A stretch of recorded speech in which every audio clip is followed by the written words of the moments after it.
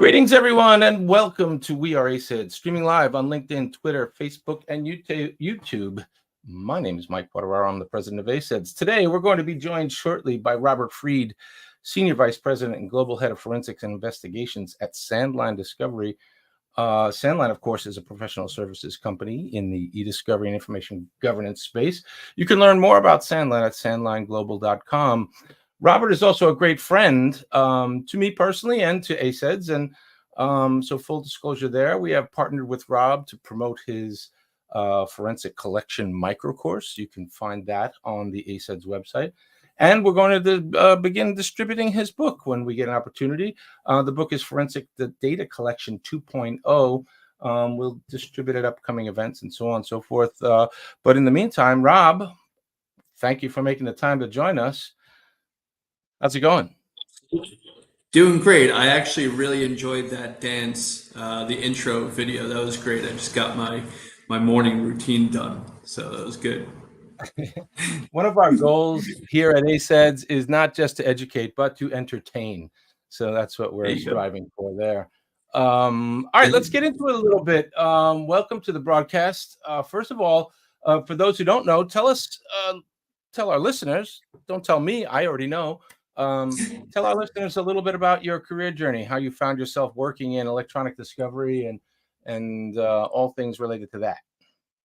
Yeah, so I took human forensics in undergrad, and then in grad school, I focused a little bit more on the computer side of it. On the undergrad side, I took a lot of chemistry, and I took some certificate programs in computer forensics and then investigation techniques and things like that.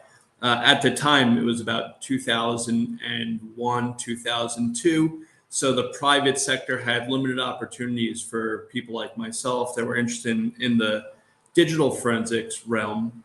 And, over the course of the next couple of years, we started to really see some consulting professional services firms take a little bit more of an interest in doing electronic collection, electronic data collections, things like that. The doors opened up, and I went from being in academics to wanting to get started. I moved to West Virginia for about 2.5 years. I spent time teaching law enforcement, federal, state, and local law enforcement as a computer crime specialist with the National White Collar Crime Center. I made some of my best friends there, and I maintain those relationships with almost all the fellow instructors till this day, and they're pretty involved in the field in more training aspects and also some senior level roles. Then I wanted to move back home. I'm a native New Yorker like you, Mike, so I wanted to move back to New York, and I wound up finding a nice home at a firm called Door Litigation Consulting out in Lynbrook, New York, which is on Long Island, and spent a couple of years there, learned about digital forensics, but more so from not so much the law enforcement perspective, but the e-discovery perspective. We were, many of our clients were corporations and law firms. And then from there, went on to Huron Legal, moved into New York City. That became Concilio, and happily landed at Sandline about 3 years ago now. Awesome. A lot of folks may not remember Door. Door was one of the originals, like back in the 90s, right? They were doing some of the early work in our case. Good guys. They're about 2 doors down from me in the city here by our lab. So we catch up from time to time. Again, good. I've built such a good network with former, colleagues over the years that we're still in touch. And when we need to support each other, it's a big network of collaboration that's going on. It's really one of the really cool things about sort of the e-discovery industry, and that is the connections you make, and that using that network, whether you're in business development or professional services or whatever, those connections really stay true for really long periods of time. And I think it's why we're one of the more close-knit industries. All right, let's talk about the book a little bit. Forensic Data Collection 2.0. what prompts you to write a book about forensic data collection? So it was something that, I always wanted to put my thoughts on paper and share things, because it's almost like you write an email, right? And you want to not have to write it every time. Well, it's almost like taking what was in my brain and doing a brain dump of the last 20 years of experience, because there wasn't a real foundation and a transition from going from digital forensics, which is what I learned in school. I mean, I learned digital forensics, but I learned it from a law enforcement perspective, right? I'm a forensic science major in undergrad, and everything was based on, proper chain of custody, evidence handling, things like that, but, strictly from a law enforcement perspective. Now, think about moving from that mindset to now going into multinational corporations. How do you talk to an IT person? How do you talk to a lawyer? How do you talk to lit support staff? How do you talk to your client? How do you talk to a data custodian? Nobody teaches you this stuff. Nobody tells you what you're going to encounter. From a tech side, you're like, okay, I know what an IDE hard drive is. I know what a SATA hard drive is. I've built computers. I know how to do this. But now, how do I take that to the next level and extract information off of this? And what's important about it? If somebody says they have a computer, well, how are they using the computer? Where's the computer located? How can we get data off of it? Can I take a full image or a target image? There's so many questions that race through my mind and people's mind. And I actively listen on calls for years. I always think about the concept of, God's given us, one mouth and two ears. I always listened growing up in this industry. And I listened to how people talked, their concerns, their worries, their sensitivity, which is becoming now so prevalent, data security and sensitivity with the data. And so I wanted to bridge that gap of that digital forensics mindset with now e-discovery forensics. Digital forensics is a lot different than e-discovery forensics. We have a lot of the same concepts. It's your clientele, it's who you're communicating with. But there are foundational similarities. There's chain of custody. The term MD5 hash is thrown around a lot. We can talk about what MD5 hash means and how it's leveraged in the various industries and talked about. But, when I was teaching law enforcement, there were a lot of other ideas that were important to the police than when I went into e-discovery. The e-discovery side is like, we need to get the data fast. We need to be able to produce this, put it into a review platform. Well, what's a review platform? Nobody told me about the EDRM. So it's to bridge the gap between this idea of speaking to, somebody who's turning in evidence at a crime lab versus somebody who's giving you evidence from a corporation, talking about the EDRM, which is how do you make the sausage, and all those other parts that are important to the e-discovery world that nobody really talks to you about, all the different phases. You're sometimes, and I liked it, you have distinct roles within an organization. And so giving you some insight as to the EDRM and really keeping to, like I said before, those foundational concepts or principles within forensics that you need to adhere to no matter how you're dealing with electronic evidence. And it sounds to me like, from what you described, you've heard all the questions over the years, and the book is the answer to those questions. Well, I have 3 books now. The first book I wrote is The Guide to Defensible and Efficient Processes, where in the back of that book, I give you all those questionnaires that you have to reinvent every time you need to do a custodial interview. I have it for every data source. So you buy that book, you take the micro class, you're getting that content. And then this book now gives you what you need to know and what you need to ask. This one that just got released with common types of evidence that you will now encounter during your investigations. Cryptocurrency, mobile devices. What's the difference between a full file system from a mobile device versus a advanced logical? Tell me a little bit about, IoT devices, devices that are all around people's houses. How do I get a hold of that information? Who do I call? I mean, the whole concept of everything I write is here's what you need to know and what to ask. And you need to know at some point you're going to have to phone an expert because you're not going to be able to address this each step of the way. No, and I got to tell you, like, I took back in the day, it had to be 20 plus years ago. I took remember Guidance Software? I took their Forensics 1 and Forensics 2 classes. And I got to tell you, I was looking at those materials recently, and honestly, like the things covered in it, like we have data sources today that weren't even imagined back then. That's right. That's right. So, the breadth of data sources, and one of the things that's really important to bring up is just how does somebody like me sleep at night knowing that I'm going to get a call on anything the next day?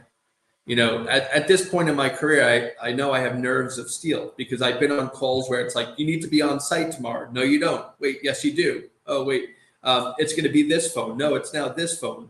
No, it's the scope creep that happens. There's so many different nuances. You got to keep your cool, be calm, be confident, be consultative, right? That's the one gap that if anybody was to ask me why I'm writing these books, because you need to know how to talk to people. You're getting people at sometimes the worst, right? They're getting looked into. Companies are being investigated. People are getting their phones taken away, their computers. It's easy for me to take your computer away. I'm not the one that has to do that. But you have to get into people's mindset to understand how they're feeling, what their anxiety is, what their concerns are. And then once you're able to do that, talk to them at a point to say, look, I'm not interested in the pictures that you have on there. I'm not interested in the text between your family members. I'm interested in a very small subset of data that's going to be called, searched, date ranged. It's going to be put on a secure network. Only people assigned to the project are going to be able to look at it. The lawyers then review it for privilege and for responsiveness. It goes through so many layers of that onion that by the time you look at it, the hope is that you get down to a certain subset of data that is very manageable and really only contains the data. It's how we're saving the data, storing the data, transferring the data, right? All that stuff that now becomes an issue for everybody, and it's more of a psychological conversation for people. How do I get comfortable with where my data resides? And I always say this is really funny. Like I have a lot of board of directors peoples and really high profile C-level. They store their email on Gmail, like a huge percentage of the time. Gmail gives you no control as a user unless you buy into their premium package of the data. You're using really a free program to manage your data. So you think about all this stuff. It's just mind blowing how far we've come. When I started in this, 2 decades ago, over 2 decades, and now where we are now, and all the complexities to connect the dots of where all that data is. That's a perfect transition to our next topic. You've not just written a book, but you've also developed a short course on forensic data collection. Yeah. Tell our listeners about the course, why they should take it, what they might learn. Yeah, so the course, and I appreciate the partnership that ACEDS and I have established, gives you the information about the EDRM process, right?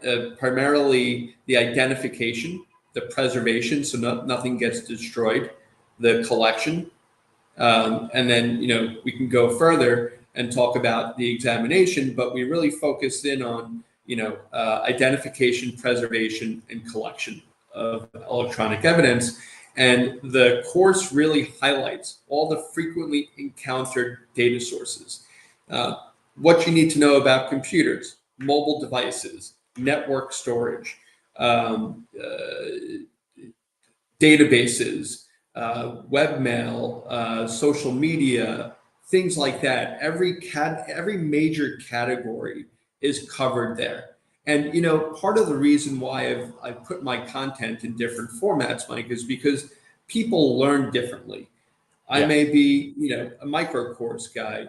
You may be a book guy, but you may also be a Kindle guy. Or, like, hey, you have no time to read. We're all busy. I like to listen on an audio book. I've created every format so that everybody has access to how they learn. And number two, I made it cheap. I don't like buying books that are $70, $80, and then I look at it the next year and now a new edition came out. My books are, you can't even buy a lunch in New York City for the cost of my audio book. I mean, it's $6 for 3 hours of trusted content with 20 years experience is, to me, it's a giveaway. That's awesome. We appreciate your benevolence. Trust me. Yeah. Everybody, we're going to post a link to the course in the comments, so you can follow that link if you're interested. We've been working with Rob for, I don't know, probably 6 or 8 months on this, and Yes. it's available. It's on the website. Go there and check it out.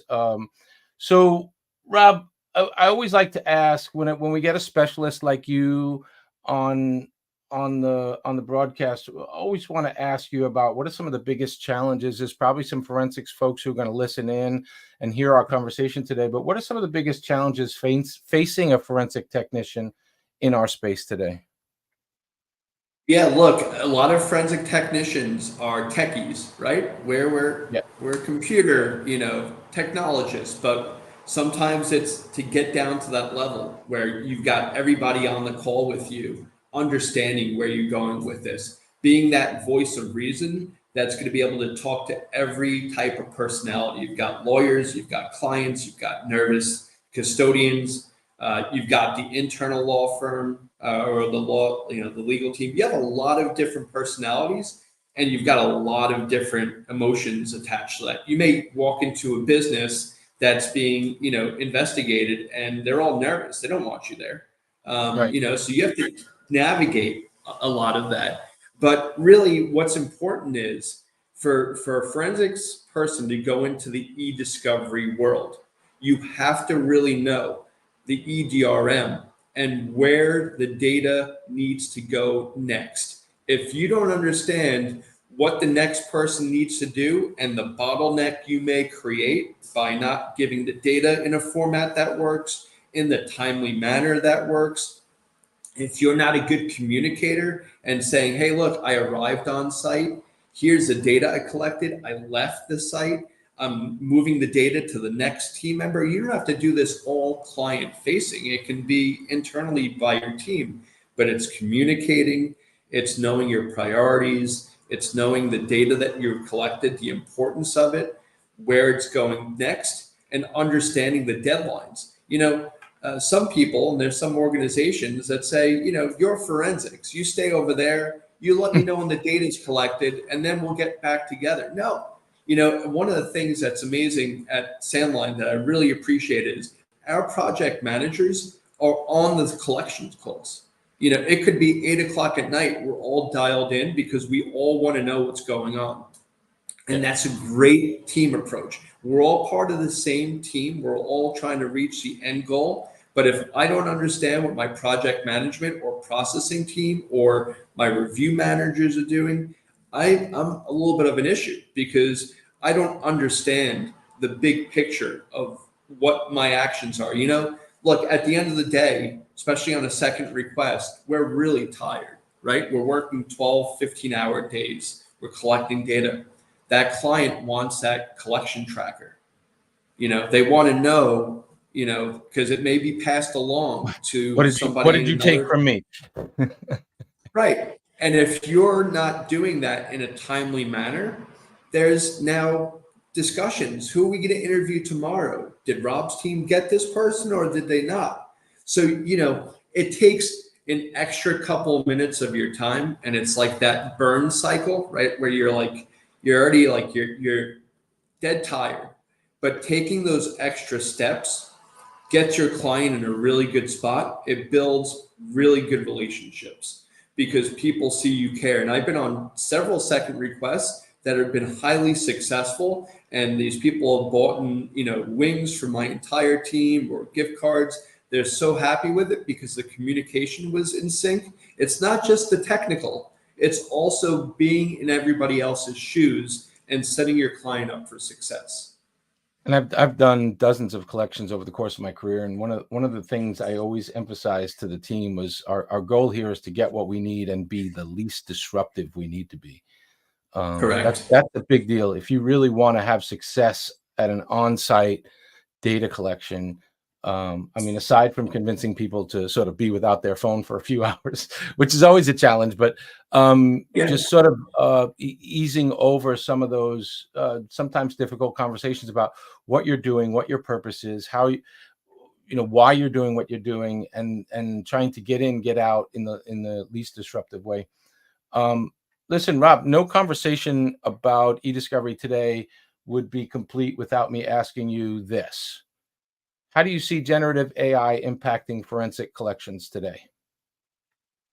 So it's almost like a black box to me because when I think of generative AI, I think about the information, right? And I had a whole discussion with one of my colleagues, Suzanne, yesterday about it. It's like you put data in, where does it go? That's based on potentially human data, right? So where's it? What's it learning? How's it learning, right? And now, are we going to be able to take and make this create the same type of response from the same question? It may be different the next time based on the information that is continuing to be learned within the system. So it's the same age-old question for me. It's where does the data go when it's ingested? Where is it physically located? Okay, that you can potentially get a copy of it. How can the data be exported? What format can you get this in? Number one, that's most important because everybody wants to know how can you process it and get it into a review platform or into a reviewable format. And again, does the data change, right? We're all trying, the whole concept of forensics is to protect the integrity of the source data, make a copy of it to the target drive, and then be able to say the data is intact and the integrity is there. It can't reproduce the data, and the data is not sitting on a server that's accessible to you. Those are challenges, and how people are using that and proving that people were on a engine at a certain time typing in something, being at the keyboard.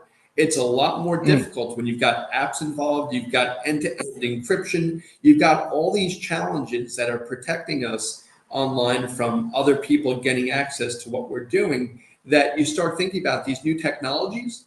Okay, how good are they if you have a litigation and you can't even prove that I typed in AI, the chat GPT, it told me how to power wash my house, and now all the bricks in the front of my house have lost all their strength, and now I have a hole in my wall. Now I want to sue Chat GPT because they gave me that information. I mean, this is the kind of reality that it is that's happening with people, and the relying, it's that trust but verify, use multiple sources and things like that. These are all challenges, but getting to the data, knowing where the data is the biggest challenge from a forensic standpoint.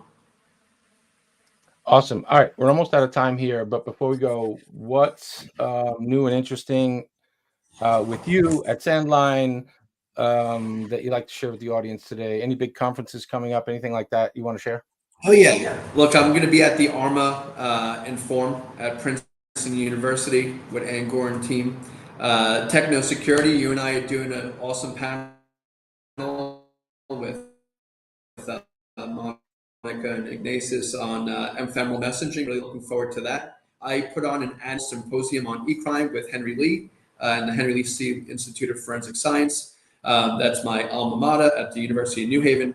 Dr. Lee and I have been touching. He's like a for big several deal, years. Henry Lee, right? There's a lot of great stuff happening in the mobile space. If I would tell, he's the foremost forensic scientist in the world by most people's standards. So yeah, he taught me human forensics, and we always wanted to collaborate on doing something with digital forensics, and we're bringing together experts. Last conference we did last year, we had over 100 attendees, and it was all remote, and it was such a proud moment for me. I put it together, in a very short period of time. A lot of maneuvering, but it was a very successful symposium, and it's a really great day.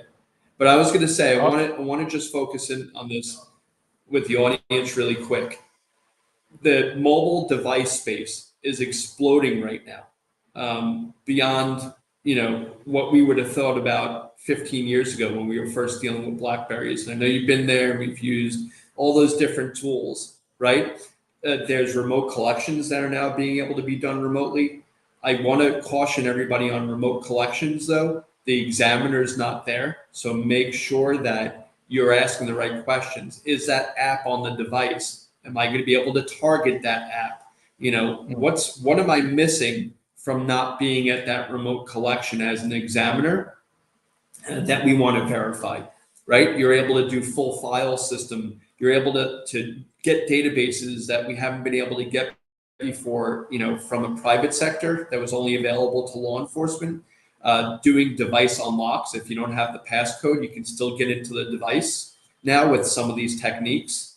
Targeted collections of specific apps, right? And then from the review or, looking at the review platforms, you're getting into RSMF and more complex requests from clients on how to manipulate, massage the data.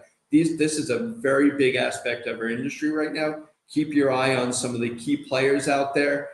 They're doing a really tremendous job on really enhancing a lot of the capabilities that we've now been able to do. Remember, I always say it on every presentation.